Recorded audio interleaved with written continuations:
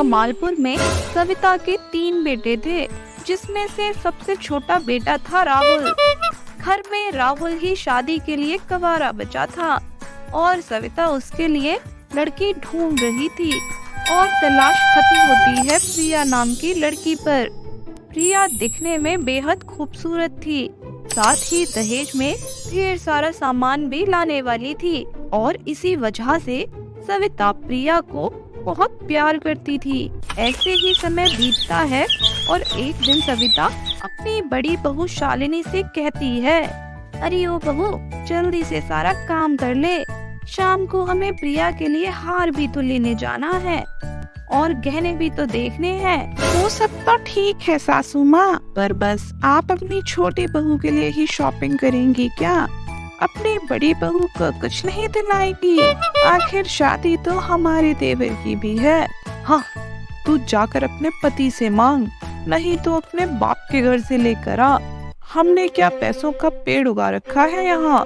मैं तो बस अपनी छोटी बहू को ही दूंगी, जो सबसे सुंदर है और अपने घर से बहुत सारा दहेज भी लेकर आ रही है।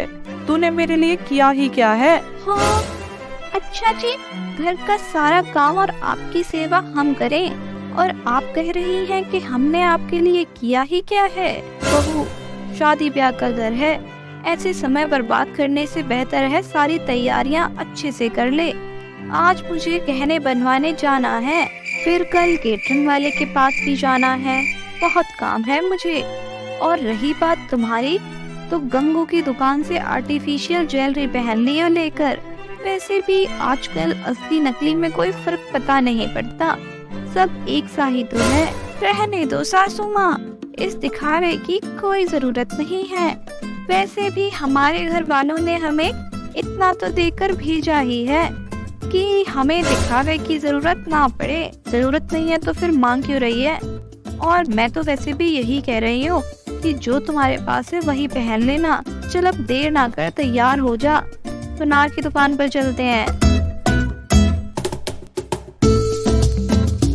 और थोड़ी देर बाद दोनों निकल पड़ी सुनार की दुकान पर और दोनों खरीदारी करने लगती हैं। तभी शालिनी की नजर वहाँ रखी पायल पर जाती है और वो अपनी सास से बोली, सासू माँ, ये पायल कितनी सुंदर लग रही है ना, प्लीज मुझे दिला दो ना ये पायल, फिर मैं कुछ नहीं मांगूंगी।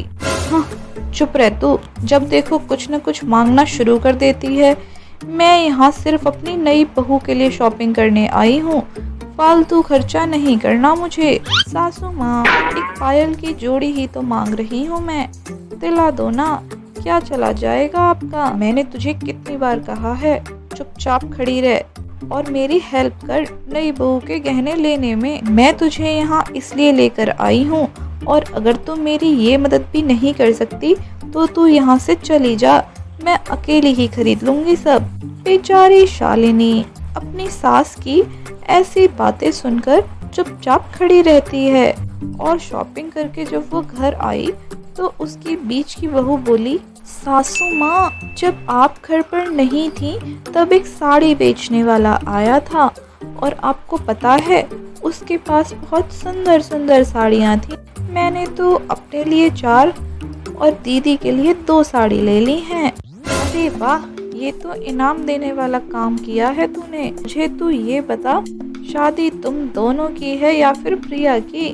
हाँ, हमें पता है सासू माँ शादी किसकी है, पर हम दोनों भी तो जेठानियाँ हैं उसकी, तो हमारा सुंदर दिखना भी तो बनता है। हाँ भाई, तुम ही हो लो सुंदर, चुपचाप वो सारी साड़ियाँ मुझे दे दे, मैं प्रिया बहू को दूंगी वो सारी साड़ी। ये सुनकर दोनों बहू हो गई आग बबूला और उसके बाद सविता अपने कमरे की ओर चल पड़ती है। उसकी बातों से दोनों बहुओं को बहुत गुस्सा आ जाता है। फिर वो दोनों किचन में चली गई खाना बनाने और वो आपस में बात करती हैं। दीदी, कुछ ज्यादा ही नहीं हो रहा सासू माँ का अब? वही तो, अपनी तो कोई वैल्यू ही नहीं है, सारा दिन काम हम करें और जो अभी आई भी नहीं है उसके लिए सासू माँ कितनी पागल हो रही हैं। अभी ये हाल है और जब वो घर में आ जाएगी तो हमारी तो कोई इज्जत ही नहीं रहेगी इस घर में। मैं तो कह रही हूँ उस प्रिया की वजह से सासू माँ की ऐसी बेइज्जती हो कि सब देखते ही रह जाएं और तब ये सब धरा का धरा ही रह जाएगा। वैसे मेरे दिमाग में एक जबरदस्त आइडिया है, अगर सब कुछ प्लान के हिसाब से हुआ तो मज़ा ही आ जाएगा। अच्छा दीदी, ऐसा क्या है मुझे भी बताओ। वो अपनी देवरानी को सारा प्लान बताती है। ऐसे ही कुछ दिन निकलते हैं और आ जाता है शादी वाला दिन। शालिनी और दूसरी बहू शादी में जाने के लिए तैयार हो जाती हैं। बारात प्रिया के घर पहुंच जाती है। प्रिया भी सुंदर सी लाल रंग की साड़ी पहनकर मंडप में आ जाती है। प्रिया के गहने देखकर सभी मेहमानों के होश उड़ जाते हैं और ये देखकर दोनों बहुएं भी बहुत जल जाती हैं और आखिर प्रिया और राहुल की शादी हो जाती है और आ जाती है प्रिया अपने ससुराल। ये है मेरी बहू प्रिया, जो दिखने में बहुत खूबसूरत है मेरी दोनों बहुओं से, और जो शादी में गहने हमने दिए हैं ये तो इसको और सुंदर बना रहे हैं। अरे मेरी प्यारी बहू अब थक गई होगी। अरे ओ दोनों बहुओं, कहाँ मर गई? जल्दी इधर आओ, मेरी छोटी बहू के लिए कुछ खाने के लिए बना दो। और प्रिया बहू, तू अपने कमरे में जाकर आराम कर, तब तक ये दोनों बहू कुछ बनाकर लाएंगी तुम्हारे लिए। गुस्से में दोनों बहू पहुंच जाती हैं किचन में और प्रिया के लिए खाना बनाती हैं और फिर वो प्रिया को खाने के लिए खाना दे आती हैं। लेकिन खाना खाने के आधे घंटे बाद ही प्रिया को लग जाते हैं बहुत तेज दस्त। वो बार बार बाथरूम आती जाती है।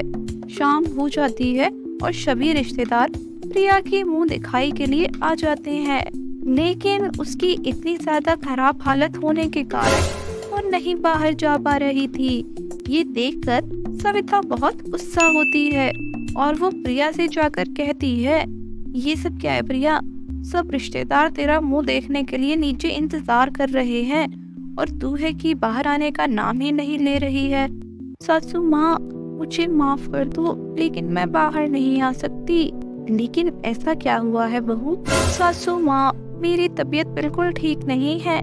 मुझे पता नहीं कैसे दस्त लग गए हैं और बार बार मुझे बाथरूम जाना पड़ रहा है।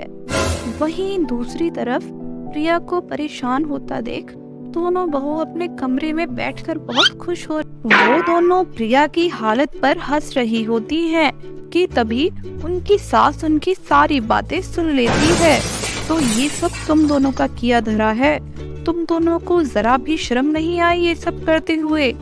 इस प्रिया ने तुम लोगों का क्या बिगाड़ा था? अरे नाराज की थी तो मुझे इसकी सजा देती, लेकिन उस बेचारी के साथ ऐसा क्यों किया? उसने तो कभी तुम दोनों के बारे में कुछ भी गलत नहीं कहा और तुम दोनों को कोई अंदाजा भी है तुम्हारी इस हरकत की वजह से उस बेचारी की तबीयत कितनी ज्यादा खराब हो गई है।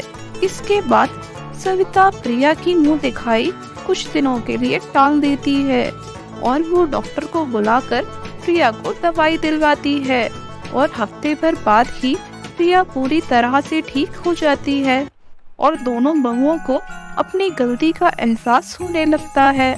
फिर वो दोनों प्रिया से माफी मांगती हैं और उसके बाद सभी खुशी खुशी रहते हैं।